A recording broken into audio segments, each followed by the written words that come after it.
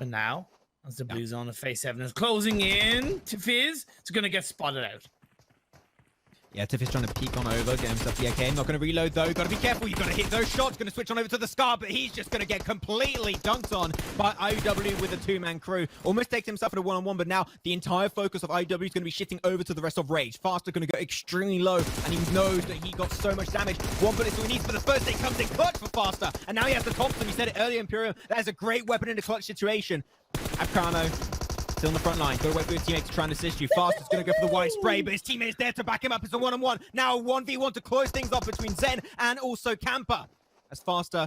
actually, no, wait, Faster's back up on his 2 feet. It's going to be a 1v2, actually. I take that one back. I didn't think so. Camper's going to get pushed, and now they've got the upper ground. There's nothing you can really do. The Bloom shot does not connect, and that is going to be GG well play for the second game on Miramar. As Rage, they were so close game 1, but the game number 2 will hit the mark. Absolutely fantastic from Rage. Much better teamwork than IUW in the end. Right, because Abcarino and Camper, that kind of synergy wasn't really there. Yeah, okay. Tiff the last player was dealt with in that 1v1, but I didn't really feel like that connection between the final 2 players of IUW were there compared to getting hot from the Middle Eastern region with 46 points. Not actually being kills, 9 more than second place held down by Team Rage. IUW is just looking to run away with those phones, man. That Redmi Note 10 5G, they want that one in the pocket. But when you're talking about taking advantage of the fact that you have 4 walls around you and the opposing team is in the open, that's not being done. But IUW, they found another target in sight, and it's the second place team, the team that's contesting them for first place in the Soul Survivor event. Let's go. Things are starting off good for the likes of Rage. This is big because they're both in top 3, right? This is going to have such a long an impact. Whichever team dies now, your chances of making it in the first place to get yourself the phones is donezo. You want that Redmi Note 10 5G, you need to stay alive. But they have yet to see the kill feed and know exactly who they're dealing with, because this is going to be the change of mindset. If you know who you're killing, if you know who you're fighting against, do you fully commit or do you leave because you know that is a really big risk? What's the game plan? And that's things that team need to be ready to take decisions for. As Zen spotted a tree, trying to pre-fire into that smoke, but he's going to have to go for the little bit of a wider wraparound. Camper's trying to get one-on-one, just like last game. It was Zen versus Camper Imperium, but Zen is going to be taken aback from behind, and he's going to be completely shut down by IW. Still going to lose Camper themselves. There's a lot of back and forth. This fight is so close, but at the end, we know only one can really come out on top. As much as IUW are heavily separated, you got to give them credit. Still doing something from a distance. Solly working wonders in that area. The revive has been laid off, and Solly is left on his own. What did I say to you, Max, before the start of this game? Yep. They done well in game 1. They're fantastic in game 2. But if you don't get the job done on the final game of a tournament, is it really worth it? You know what I mean? You can't fail in the final hurdle, right? IUW, yes, they have the cushion, but they still now, as the last player, have got to survive until the late stages of the game. Going to start moving, I believe, to join up with the rest of the pack. The things are looking good, but now we are phase 2. Things are going to be closing around these teams in just about 1 minute and 10 seconds. No. As Soli, oh no. Oh, they have no idea he's there. Oh no. Oh no. Gets the weapon out. The race spread down. DRAWLIN, boom, instantly drops dead. He's gonna go for the double, picks it up, Soli extremely low. No way! Oh, puts him down to 50% HP. He got himself 2 players and almost a third. That would have been an insane clutch if I've ever seen one. But unfortunately, Soli will not be able to go the distance. But if his team was there, Imperium, if his team was there, if he had some crewmates, those kills would have been confirmed, and that would have been an insanely good setup from Soli. Despite him going down, that is a big respect coming my way towards Soli, because he has just been outstandingly performing every single game on this event in great fashion.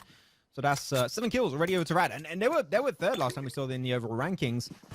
So if they can keep things going that way, they should be great. But as you said, 11 point though, that is something to keep in mind. But they are definitely closing that gap. Rage if they keep on going like this, they might be actually able to overtake it at the very end. So they need 12 points minimum, 13 if they want to be 100% sure they overtake it to make up for that point disadvantage in the tiebreaker situation. It could be happening. We're not sure of the tiebreaker rule set, so we don't want to try and jump to conclusions. But that one point you mentioned earlier, this is a situation where it could come in heavily and it could cost you everything.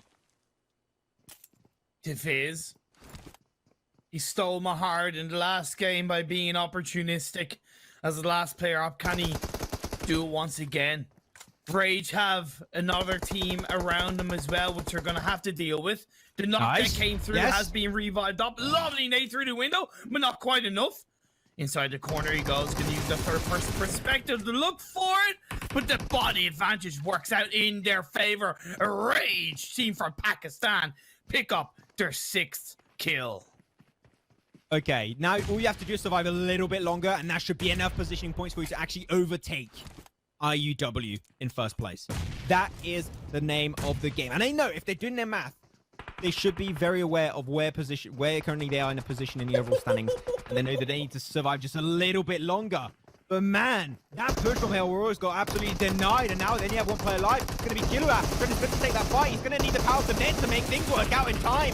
But he's just getting completely cornered in his building and mowed down to pieces, gets shredded by Rage, and now they're up to 8 kills. And now Imperium, you said it earlier, I'm going to say it now, that should be Rage ending up first because of them taking down this entire team. Man, talking about living up to your name, you know when you get that burning rage and desire where you go Super Saiyan mode? That's exactly what this team is doing in the final game where it counts. They're unleashed. 8 kills. We're down to our final 5 teams.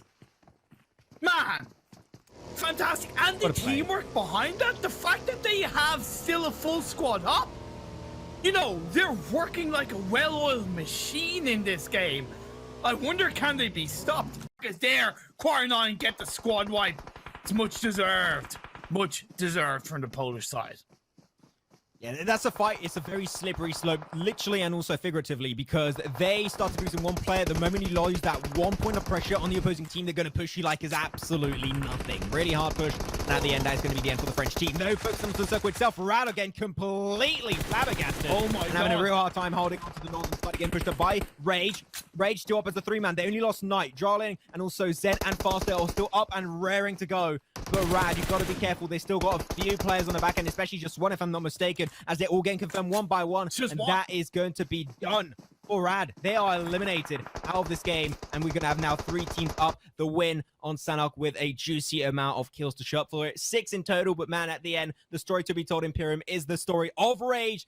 4 kills for Faster, ZENN, and DRAWLIN, and 2 for Knight. That is one hell of a consistent team. Not one player singled out carrying the entire team. That's the entirety of Rage working together to be number 1 at the end of the Sole Survivor event. Rage team, 3 games, 3 top 3s.